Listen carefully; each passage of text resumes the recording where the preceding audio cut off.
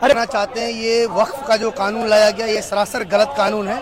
ठीक है, वक्फ की जो जायदाद है ये हमारे आबाओ अजदाद की जायदाद है, इससे सरकार का कोई लेना देना नहीं होना चाहिए। लेकिन फिर भी ज़बरदस्ती हमारे मुंह पे थोपा जा रहा है ये कानून। हम इस कानून का पुरजोर मुखालफत करते हैं और हम ये सरकार से मांग करते हैं कि इस कानून को जितना जल्द हो सके वापस ले, नहीं तो हम लोग इससे बड़ा आंदोलन करेंगे, वो जंतर मंतर पे करेंगे। तो ये शुरुआत है क्या? ये शुरुआत है और बिहार की धरती से कोई भी चीज़ का आगाज होता है। इसलिए आज हम गांधी मैदान की ऐतिहासिक मैदान में लाखों की संख्या में यहाँ पे मौजूद हैं। अगर इस भीड़ को देख करके सरकार होश में नहीं आती है तो हम दिल्ली तक पहुँचने को तैयार हैं। लेकिन नारे तो ये भी लग रहे हैं कि नीतीश कुमार होश में आए।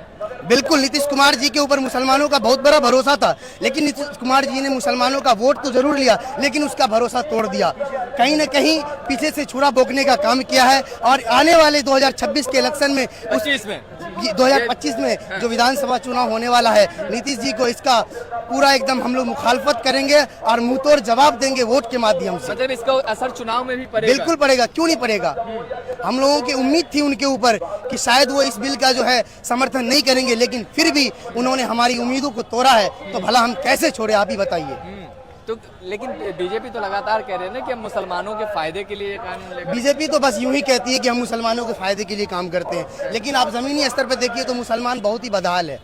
कोई काम नहीं करती बीजेपी हुकूमत, सिर्फ कहने को कि हम मुसलमान का भला करते हैं, लेकिन मुसलमानों के खिलाफ नफरती चिंटुएं पैदा कर रखी है, अंधभक्ति जिसे कहा जाता है। सिर्फ मुसलमानों के बारे में उल्टी सीधी बातें करके एक दूसरे को लड़ाते हैं। हालांकि जब हम एक गांव में हिंदू मुसलमान रहते तो कभी ये नहीं चाहते कि हम लोग आपस में लड़ाई करें, हम लोगों को आपस में भाईचारा होता है। लेकिन बीजेपी के कोई बड़े बड़े लीडर जो होते हैं एकदम आपस में लड़ाने का कोई ऐसा भाषण करते जिसकी वजह से हम लोग आपस में लड़ जाते हैं, वो अपने फायदे के लिए, इलेक्शन के लिए।